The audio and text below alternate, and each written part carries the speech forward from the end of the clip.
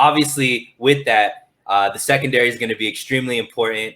The 49ers spent a lot of assets in the draft to bring in a couple of corners. Both are press man corners. They re-signed Verrett for a year. They gave Mosley the 2-year contract. So how do you feel about the secondary overall? And what do you feel like are some of their strengths? What do you think are going to be some of their weaknesses? I know you started as a DB coach, so this is going to be great.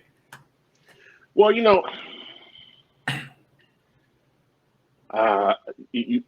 answer to the question is going to require me to bring up a name I really didn't want to bring up. But okay. Prayers up to Richard Sherman. Hopefully everything's okay with him. He's getting better by the day. But I do believe with DeMeco Ryans now being in charge, you will see a lot of more press man. And all due respect, Sherman was never a press man type guy. He was a cover 3 corner. Absolutely.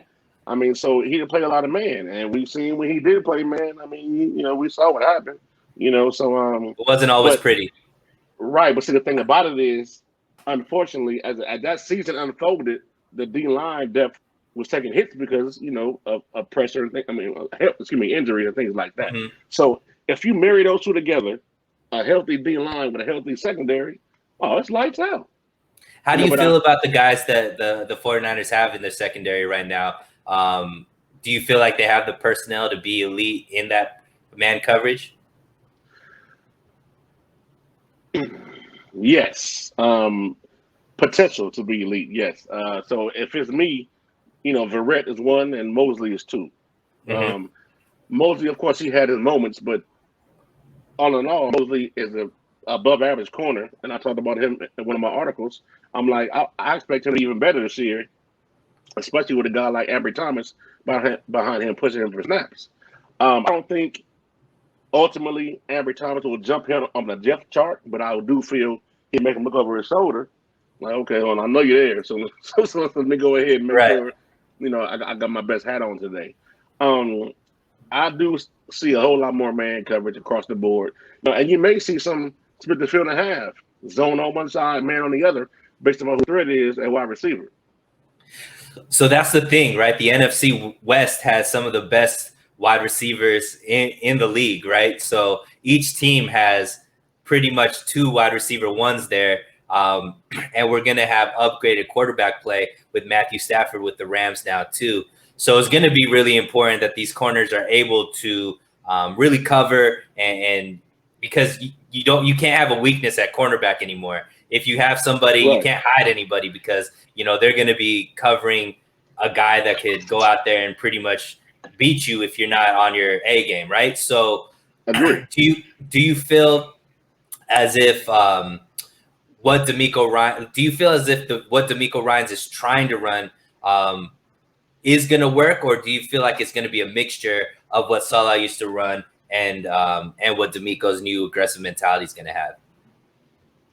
I kind of see the way DeMeco Ryans is going to call his plays equivalent to the way Kyle Shanahan will call his with a new quarterback, in the room, because now you have more flexibility. Right. You have more options. So now you can kind of mix it up and go zone man, zone blitz, off man, press man.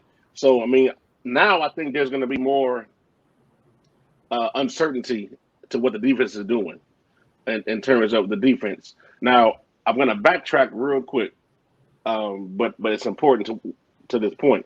The one thing I did not like about the D-line last year.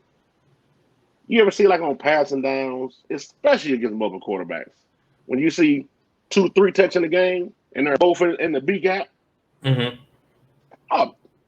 can try them for a first down if I'm a quarterback and you got 2-3 techs in the game in the B gap. Right. All you do is wait for the edge rusher to come and scoot up the middle. But see, now going back to that D-line depth, I really think now that's why I say the nucleus of the defense now is going to be that middle, because if you got pressure off the edge and somebody in your face, now the secondary can really eat and play honest. I know a lot of guys have complained about Jimmy Ward not forcing turnovers and getting interceptions. He be manned up. Right. Got his guy locked up. Now he can kind of sit back and play and watch man-to-man in front of him and jump routes if he wants to, based upon the coverage, the route combinations, things of that nature. So, again, Jimmy Ward in the secondary they should have their pickings, especially if that front line holds up and is healthy. And that's something that I think the whole secondary is really eyeing as a whole. They want to turn the ball over a lot more. It seems like that is, one of the messages and one of the focuses this year is to have a secondary that actually gets more interceptions. Now, there's been some talk about trading for a guy like Xavier Howard out of Miami. How do you feel about, the secondary just as far as depth? That's been one of the biggest critiques is, there's not a lot of depth behind Verrett and Mosley. Do you think that the 49ers should pull the trigger for a guy like Xavier Howard from Miami, or do you think they're just like good with the squad that they have right now? We can always get better. You can always get better. But unfortunately, and some are not going to want to hear this. And real talk. So, you here to bring the truth, Kev. You here to bring the truth. I'm saying like I can't do nothing but talk the real talk. So that real talk, not a talk. If you want Xavier Howard, is that how you say his name? Xavier? Is it Xavier? Xavier, I think it's Xavier. Xavier. If you want Xavier Howard, you got to offload Jimmy G. I mean that's just about the gist of it.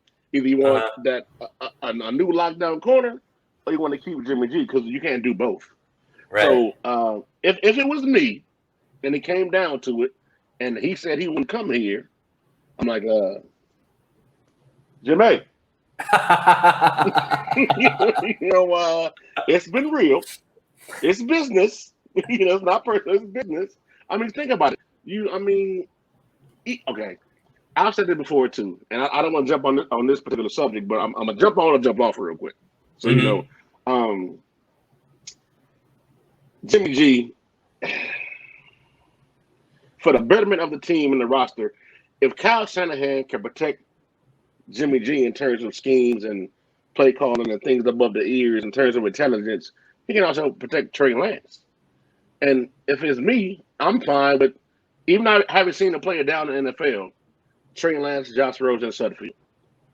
I mean, especially if I'm getting Xavier Howard or how you say his name? Xavier Howard. Xavier. I'm sorry, Xavier. I keep saying Xavier. Xavier Howard. If I'm getting that in return, or like a Gilmore or somebody, it's an easy fix. I mean, just think about it, man. If we get that corner position locked down, and it's unfair to say we haven't had a lockdown corner since Deion. Deion's don't grow on trees. Right. There's not too many Deions, absolutely, but if you have a Howard and a Verrett as your 1 and 2, man, that is a pretty formidable, formidable corner. And then obviously, if K1 can stay healthy, he's another really great nickel corner that a lot of people forget about just because he's oft injured and whatnot.